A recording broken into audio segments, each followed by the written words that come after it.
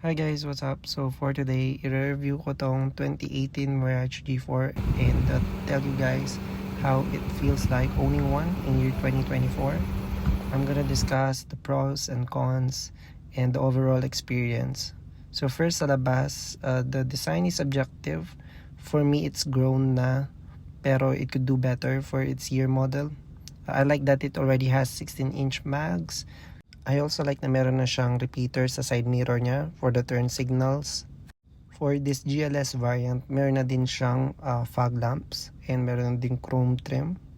What I don't like naman sa front bumper niya is sakit niya yung madaling magkagap kasi malambot yung hook kung saan nakakapit yung bumper. Gusto ko rin na umiilaw na siya habang nag-unlock.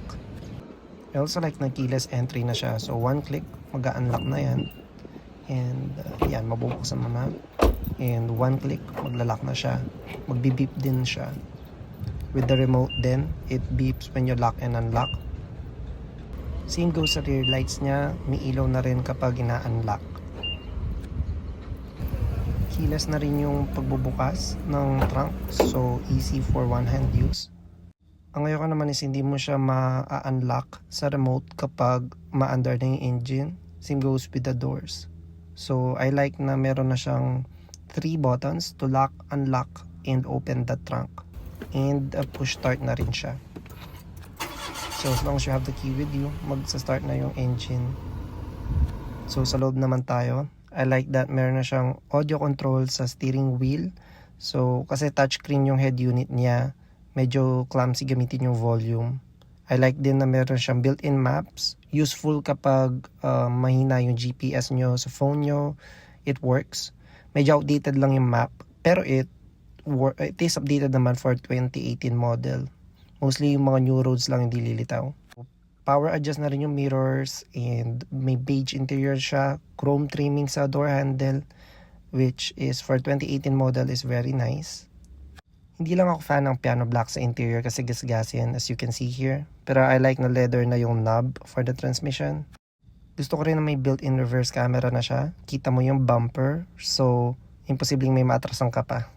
Nagustuhan ko rin na leather na yung steering wheel niya. Pero hindi ko gusto yung piano black sa baba kasi nga gasgasin. Yan, wala siyang protective cover kasi I want to feel the stitches dun sa taas. Nagustuhan ko rin itong automatic climate control niya. So, madaling i-adjust yung modes and yung temperature sa loob ng cabin. And malakas yung aircon niya for its size. Ayan. So, for the drive naman, I'm gonna take it for a spin. So, sa steering, magaan siya for a sedan, no? Hindi siya kasing bigat ng mga competitor niya like Wigo or Vios. Kasi electronic power steering na. I know electronic power steering din yung mga nabanggit ko or yung at least yung newer models nila, no? Now, for the NVH, yun lang siguro yung major complaint ko sa car na to. Given sa year model niya kasi it's the cheapest sedan that you could get, no? So, rinig mo yung road noise, rinig mo yung makatabi mong motorcycle, lalo na if naka-muffler sila or wala silang muffler. Now, also, ang mga pinagawa ko dito related sa NVH niya is yung wheel bearing. Madaling sumuko at 40,000 kilometers, no? Sa other car brands, it's at least 100k bago mapalitan yun. Sa suspension, medyo on the soft side. I think worn out na yung absorber ko sa loob, sa likod. I had to change the spring, pero it doesn't help kung worn out na yung absorber. So that's definitely on the book na papalitan na next. Now, ito, I'm actually driving it. Ewan ko if nakaka-capture sa video na rinig yung engine, rinig yung gulong.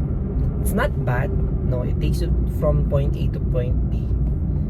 But if nakapag-drive ka na ng ibang cars, you would wish it had a better NVH. Yun lang naman yung major complaint ko sa Mirage. Pero yun nga, again, given sa release year niya, it's a budget sedan. It's the cheapest you can get at the time. Now, doon sa mga facelift model nila, I tried a couple. Nag-improve naman yung NVH. It's on par with Vios na and other car brands. Yun nga lang, it comes with a price bump. So, akala ng iba facelift lang, pero may improvement din naman sa NVH. Ayan, naka-muffler yung di ko alam kung na-capture sa video. Yung nakasalubong natin. Now, for the fuel efficiency, super tipid siya kasi 1.23 cylinder, no? Size lang ng Wigo. A bit bigger, pero same cylinder. So, that's why medyo ma-vibrate siya on idle. Pero hindi naman siya random as in sa cabin, no? Pero some are complaining na ma-vibrate. Yun. Hana's opinion ko, if you have the budget, buy it in cash kasi mura siya versus its competitor, no? Pero if you're gonna get the newer models, I'll say pick another brand if fuel efficiency isn't your top priority. So summarize ko lang yung pros and cons of getting a 2018 Mirage G4 GLS this 2024. Pros is hindi ka nahuli sa features. Meron siyang keyless entry, push start button. You also have a touchscreen infotainment system. Meron ka ding automatic automatic climate control. You have beige interior, very nice. Itong upuan without the leather seats or cover, they're beige. So if you like that, that's a plus. Fuel efficient din siya. So for long drive, super tipid, no?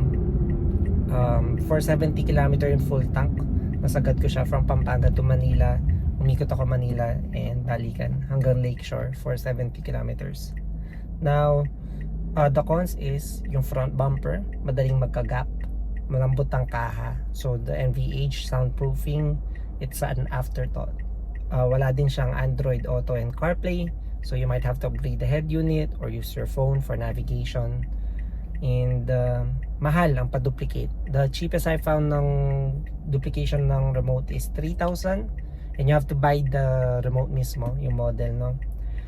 Sa casa 15k, sa Manila around 10k just for one piece. So if you get the lower variant like yung GLX, mas mura yung duplication. So if it matters to you, you also might wanna skip this kasi madali na lang din magpakilas and push start ng mga mid variant na cars. That's it. Tagal ko na di nag-vlog, no? Yung last video ko was my 2-year-old maintenance doon sa Honda Click ko. Hopefully, I'll get to review more stuff. Hindi lang cars siguro, maybe gadgets or motorcycle. Let's see what I can do with my time. So, if you got until the end, if you watch it until the end, thank you so much. And thanks for subscribing. See you on the next vlog.